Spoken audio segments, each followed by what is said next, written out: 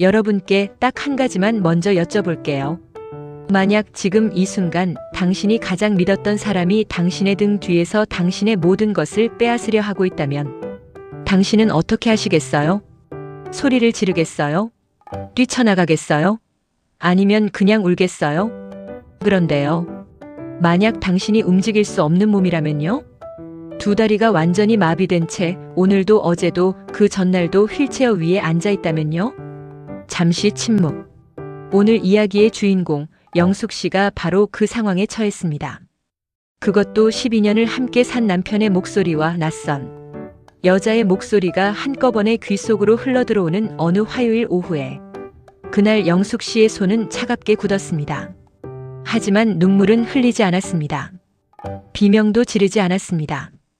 대신 그녀는 아무것도 듣지 못한 사람처럼 창밖을 바라보았습니다. 그리고 그날부터 영숙 씨의 진짜 싸움이 시작되었습니다. 영숙 씨가 처음부터 이런 삶을 살았던 건 아닙니다. 1983년 경기도의 작은 도시 한솔시에서 태어난 그녀는 동네에서 영숙이라고 하면 모르는 사람이 없을 정도로 씩씩하고 밝은 아이였습니다. 교사인 아버지와 작은 꽃집을 운영하는 어머니 사이에서 자란 그녀는 공부도 곧잘했고 달리기도 빨랐으며 웃음소리가 항상 남들보다 2박자쯤 크고 시원했습니다.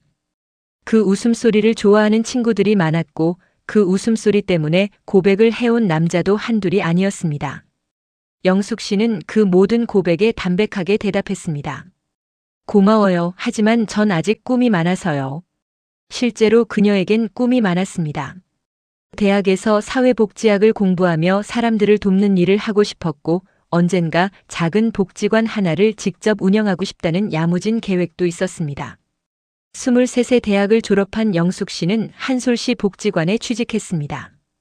월급은 많지 않았지만 출근할 때마다 발걸음이 가벼웠습니다. 노인들의 손을 잡고 장애를 가진 아이들과 함께 미술 수업을 하며 웃는 날들이 이어졌습니다. 그 시절의 영숙 씨를 아는 사람들은 지금도 이렇게 말한다고 합니다. 그 사람이 있으면 방이 환해졌어요. 이상하게 그냥 있기만 해도. 영숙 씨 본인은 그 말이 늘 쑥스러웠다고 합니다. 하지만 싫지는 않았습니다. 26이 되던 봄 그녀는 처음으로 마음을 열게 될 한 남자를 만납니다. 그 남자의 이름은 진수. 한솔시에서 작은 건축 설계 회사를 운영하는 30살의 남자였습니다. 복지관 옆 건물 리모델링 때문에 며칠째 복지관 주변을 드나들던 그는 어느 날 점심시간에 복지관 앞 벤치에서 혼자 도시락을 먹고 있는 영숙 씨에게 말을 걸었습니다. 실례지만 여기가 한솔복지관 맞죠? 제가 저 건물 설계하는 사람인데 복지관 담당자분과 한번 이야기를 나눠야 할 것 같아서요. 영숙 씨는 도시락 뚜껑을 닫으며 일어섰습니다. 담당자가 저예요. 들어오세요.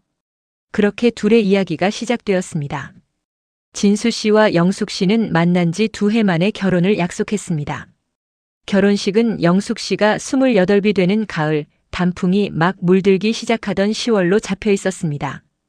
영숙 씨는 결혼식 2달 전 혼자 예식장 답사를 나갔습니다.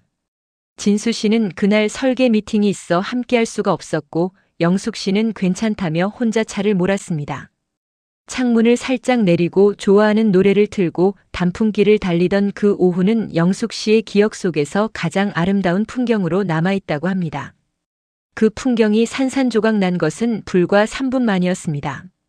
중앙선을 침범한 대형 화물차가 영숙 씨의 차를 정면으로 들이받았습니다.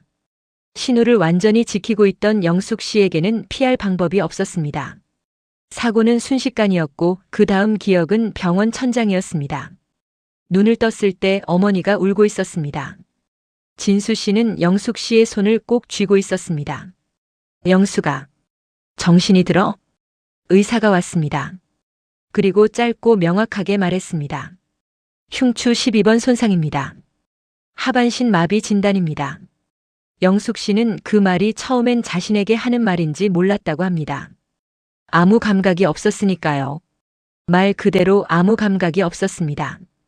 배 아래로 아무것도 느껴지지 않았습니다. 발을 움직이려 해도 뇌에서 보내는 신호가 다리에 닿지 않았습니다. 재활 치료가 시작되었지만 의사들의 표정은 한결같았습니다. 희망적이지 않았습니다. 그 겨울 예식장 답사는 취소되었고 결혼식은 무기한 연기되었습니다. 영숙 씨는 복지관에 사직서를 냈습니다. 자신이 돕던 아이들의 얼굴이 떠오를 때마다 말없이 눈을 감았습니다. 진수 씨는 매일 병원에 왔습니다. 퇴근 후에도 주말에도 청소도 했고 밥도 먹여줬습니다. 재활 운동을 함께하며 할 수 있어를 반복했습니다. 주변 사람들은 입을 모아 말했습니다. 저 남자 진짜네. 저런 남자가 어디 있어. 반년 뒤 영숙 씨가 퇴원을 했을 때 진수 씨는 집을 개조해 놓았습니다. 문턱을 없애고 화장실을 넓혔고 현관에는 경사로를 만들었습니다. 영숙 씨는 그 집에 들어서며 처음으로 울었습니다. 그리고 그의 봄 둘은 조용히 혼인신고를 했습니다. 결혼식은 없었습니다. 하지만 그것으로도 충분했습니다. 그때는 그와 함께한 10년. 처음 몇 년은 괜찮았습니다. 아니, 괜찮은 정도가 아니라 행복했습니다. 진수 씨의 회사는 조금씩 성장했습니다.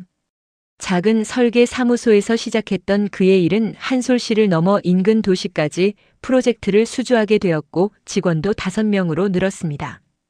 영숙 씨는 집에서 재택으로 할 수 있는 사회복지 상담 일을 시작했습니다. 전화와 온라인으로 진행하는 봉사활동이었지만 그녀에게는 삶의 의미였습니다. 둘 사이에 아이는 없었습니다. 처음엔 시도했지만 영숙 씨의 몸 상태상 임신이 어렵다는 결론이 나왔습니다. 진수 씨는 담담하게 말했습니다. 괜찮아, 우리 둘이서도 충분해. 영숙 씨는 그 말을 믿었습니다. 영숙 씨의 친정 어머니가 물려준 한솔시 도심에 작은 상가 건물이 있었습니다. 어머니는 영숙 씨가 사고를 당하고 얼마 지나지 않아 돌아가셨는데 유산으로 그 건물을 딸에게 남겼습니다. 1층에는 세입자가 있었고 월세가 꼬박꼬박 들어왔습니다. 많지는 않아도 안정적인 수입이었고 영숙 씨의 치료비와 생활비에 보탬이 되었습니다. 그 건물은 영숙 씨의 이름으로 되어 있었습니다. 나중에 생각해보면 그게 모든 문제의 씨앗이었을지도 모릅니다. 결혼 5년이 지날 무렵 진수 씨의 회사에 자금난이 생겼습니다. 무리하게 수주한 대형 프로젝트가 발주처 문제로 중단되면서 수억 원의 손실이 발생했습니다. 진수 씨는 처음엔 아무 말도 하지 않았습니다. 걱정을 끼치기 싫었는지 혼자 감당하려 한 것 같았습니다. 하지만 빚은 숨길 수가 없었습니다. 영숙 씨는 어느 날 진수 씨의 지갑에서 은행 연체 문자를 보게 되었습니다. 이게 무슨 일이야? 진수 씨는 오랜 침묵 끝에 털어놓았습니다. 상황이 생각보다 훨씬 안 좋다고. 영숙 씨는 주저하지 않았습니다. 어머니가 남겨준 건물 담보로 써요. 우리가 함께 해결하면 되잖아요. 진수 씨의 눈에 눈물이 맺혔습니다. 고마워. 정말 고마워, 영숙아. 그 눈물이 진짜인지 영숙 씨는 그때 의심하지 않았습니다. 의심할 이유가 없었으니까요. 건물의 담보대출은 진수 씨가 처리했습니다. 영숙 씨가 서명을 했고 그 돈으로 회사에 급한 불을 껐습니다. 담보대출금은 곧 갚겠다고 했고 실제로 처음 2해는 갚았습니다. 그런데 3번째 해부터 상환이 멈췄습니다. 진수 씨는 바빠졌습니다. 또 다른 프로젝트가 생겼다고 했고 회식도 많아졌고 늦게 들어오는 날이 잦아졌습니다. 영숙 씨는 별다른 말을 하지 않았습니다. 그런가 보다 했습니다. 사람은 보고 싶지 않은 것을 보지 않으려 할 때가 있습니다. 영숙 씨도 그랬습니다. 사람의 마음이 떠날 때는 소리가 나지 않습니다. 거창한 이별 선언이 있는 것도 아니고 대단한 사건이 터지는 것도 아닙니다. 그냥 조금씩 차가워집니다. 조금씩 멀어집니다. 그 변화가 너무 느려서 함께 사는 사람조차 처음엔 알아채지 못합니다. 영숙 씨도 처음엔 몰랐습니다. 결혼 7년 차가 되던 해 진수 씨는 아침에 일어나서 영숙 씨를 잘 보지 않게 되었습니다. 함께 밥을 먹어도 핸드폰을 들여다봤고 주말에 함께 산책을 나가던 습관도 사라졌습니다. 영숙 씨가 오늘 어디 나갈까요? 라고 물으면 나 좀 피곤해라는 대답이 돌아왔고 저녁에 뭐 먹고 싶어요? 라고 물으면 아무거나가 전부였습니다. 영숙 씨는 그런 진수 씨에게 잔소리를 하지 않았습니다. 그는 밖에서 고생하고 있었고 회사 운영이 쉽지 않다는 걸 알았습니다. 이해하려고 했습니다. 하지만 이해에도 한계는 있습니다. 어느 날 밤 진수 씨의 재킷 주머니에서 영수증이 하나 나왔습니다. 2인 식사 영수증. 날짜는 진수 씨가 야근한다고 했던 그날이었습니다. 식당 이름은 한솔시에서 차로 40분 거리인 곳이었습니다. 영숙 씨는 영수증을 다시 주머니에 넣었습니다. 아무 말도 하지 않았습니다. 하지만 그날 밤 잠을 이루지 못했습니다. 다음 날 아침 진수 씨가 씻으러 들어간 사이 영숙 씨는 처음으로 핸드폰을 집어들었습니다. 비밀번호가 걸려 있었습니다. 예전엔 그런 게 없었는데 영숙 씨는 핸드폰을 내려놓았습니다. 아직 확인된 게 없잖아. 그렇게 스스로를 달랬습니다. 하지만 몸은 알고 있었습니다. 밥맛이 없어졌고 밤에 자다가 깨는 일이 잦아졌습니다. 그 무렵부터였습니다. 진수 씨가 종종 출장이라는 이름으로 하루 이틀씩 집을 비우기 시작한 게 처음엔 한 달에 한 번이었다가 나중엔 두세 번이 되었습니다. 영숙 씨는 혼자 남겨지는 시간이 길어졌고 그 시간 동안 천장을 바라보며 생각했습니다. 내가 걷지 못해서일까? 그 생각이 들 때마다 심장이 내려앉는 것 같았습니다. 자신의 두 다리를 원망했습니다. 원망하면 안 된다는 걸 알면서도 그 감정을 완전히 지울 수가 없었습니다. 휠체어에 앉아 창밖을 바라보는 시간이 많아졌습니다. 동네 사람들이 강아지를 끌고 산책을 가는 모습, 아이들이 자전거를 타고 지나가는 모습, 노부부가 나란히 걷는 모습. 영숙 씨는 그 모습들을 바라보며 아무 감정도 없는 척했습니다. 사실은 너무 많은 감정이 있었지만요. 그리고 결혼 9년 차가 되던 봄 영숙 씨는 처음으로 그 이름을 듣게 됩니다. 진수 씨가 잠결에 중얼거린 이름이었습니다. 미소야. 영숙 씨는 그날 밤 눈을 뜬 채 아침을 맞이했습니다. 결혼 12년 차가 되던 가을 영숙 씨 나이 40이 되던 해였습니다. 10월의 오후 2시 햇볕이 따뜻하게 들어오는 거실이었습니다. 영숙 씨는 창가에서 재활용품을 분리하고 있었습니다. 진수 씨는 어딘가에 전화를 하며 안방으로 들어갔다가 핸드폰을 거실 소파에 올려두고 화장실로 들어갔습니다. 그 사이 전화가 왔습니다. 끊겼다가 다시 왔습니다. 또 끊겼다가 세 번째 울렸을 때 자동으로 스피커 통화가 연결되었습니다. 여보? 나야. 여자의 목소리였습니다. 영숙 씨의 손이 멈췄습니다. 진수야, 나 이거 좀 확인해야 하는데. 서류 준비 다 됐어. 이번 달 안에 처리해야 돼. 영숙 씨는 몰라야 하고 요양원 입소 신청도 일단 해뒀으니까 타이밍 맞춰서 진행하면 될 것 같아. 요양원. 입소. 영숙 씨는 몰라야 하고 몇 초의 침묵이 흘렀습니다. 여자의 목소리가 다시 이어졌습니다. 건물명의 이전이랑 통장 정리는 내가 아는 법무사한테 부탁해놨어. 영숙 씨가 서명만 하면 끝나거든. 인지 능력 저하라고 서류 꾸미면 되니까 걱정 마. 인지 능력 저하. 서류를 꾸민다. 영숙 씨는 그 말들이 자신을 향한 것임을 즉시 이해했습니다. 어머니가 남겨준 건물, 자신의 통장, 자신의 재산, 그리고 요양원. 마치 짐을 치우듯 자신을 치우려 한다는 것도. 화장실 문이 열리는 소리가 났습니다. 영숙 씨는 0.1초 안에 결정했습니다. 창밖을 바라보았습니다. 아무것도 듣지 못한 사람처럼. 진수 씨가 거실로 나와 핸드폰을 집어들며 당황한 목소리로 말했습니다. 스피커가 켜졌네. 여보, 미안. 전화 왔었어? 영숙 씨는 천천히 고개를 돌렸습니다. 몰랐어요. 나 분리수거 하고 있었는데요. 표정 하나 흔들리지 않았습니다. 목소리 하나 떨리지 않았습니다. 진수 씨는 안도한 듯 그래? 알았어라며 방으로 들어갔습니다. 영숙 씨는 다시 창밖을 바라보았습니다. 정원의 장미는 여전히 붉었습니다. 그리고 그 눈 속에 아주 조용히 불꽃이 켜졌습니다. 그날 밤 영숙 씨는 오래 생각했습니다. 지금 당장 진수 씨에게 따져 물을 수 있었습니다. 나 다 들었어. 어떻게 이럴 수 있어? 눈물을 쏟으며 울 수도 있었습니다. 아니면 핸드폰을 집어들어 경찰에 신고할 수도 있었습니다. 하지만 영숙 씨는 하지 않았습니다. 그것들이 아무 소용이 없다는 걸 알았기 때문입니다. 지금 당장 따져봤자 진수 씨는 부인할 것입니다. 서류는 아직 처리되지 않았고 계획은 아직 실행에 옮겨지지 않았습니다. 우연히 들은 통화 내용 하나로 법적으로 무언가를 할 수 있는 상황이 아니었습니다. 그리고 무엇보다 진수 씨가 눈치를 채는 순간 그들은 계획을 바꿀 것입니다. 더 교묘하게, 더 빠르게. 그렇게 되면 영숙 씨는 영원히 손을 쓸 수 없게 됩니다. 그래서 그녀는 선택했습니다. 침묵.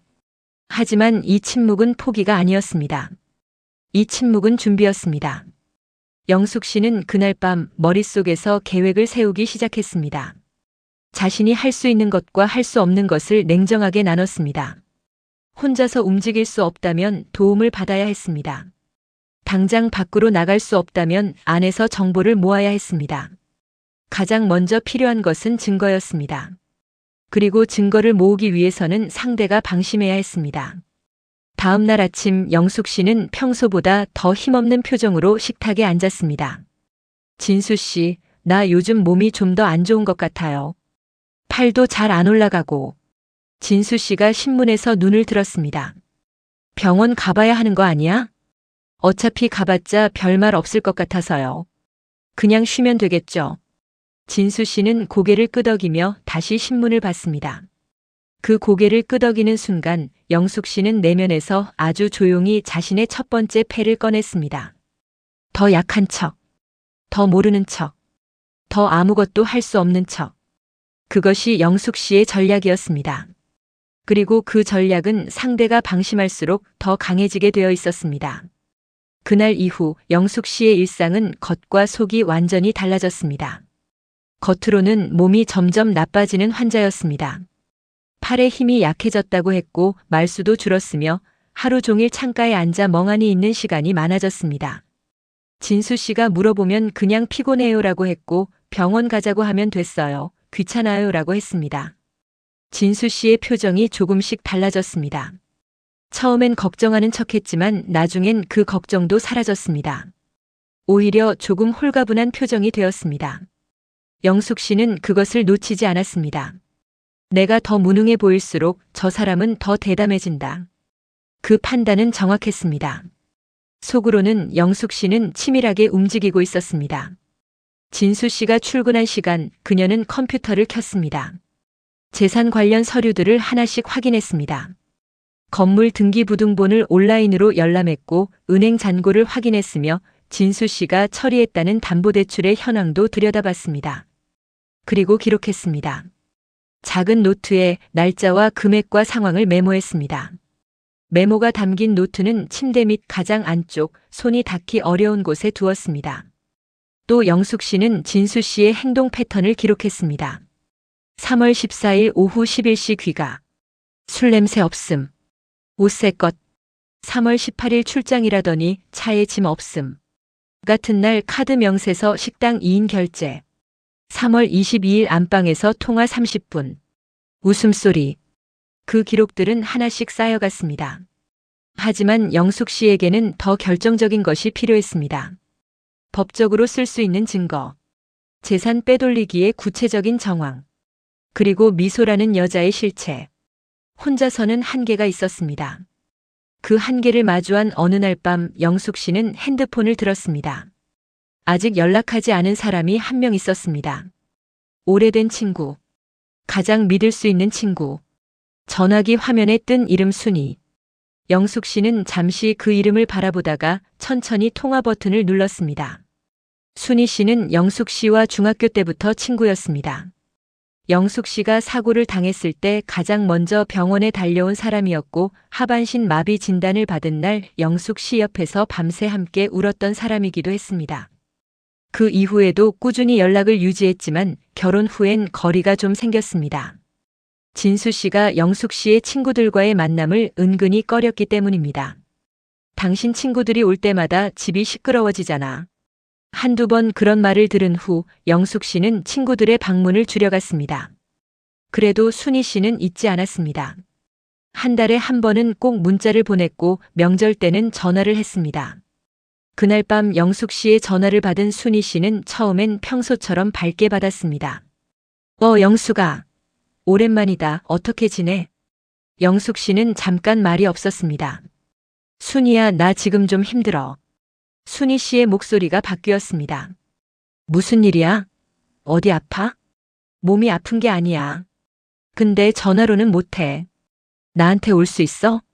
다음 날 오전 순이 씨는 영숙 씨의 집에 왔습니다. 진수 씨가 출근하고 난 직후였습니다. 영숙 씨는 기다렸다는 듯이 노트를 꺼냈습니다. 순이 씨가 노트를 읽어내려가는 동안 얼굴이 굳었습니다. 이게 다 사실이야? 응. 어머. 이 사람들이 어떻게. 흥분하지 마. 흥분하면 안 돼. 지금은 차분하게 움직여야 해.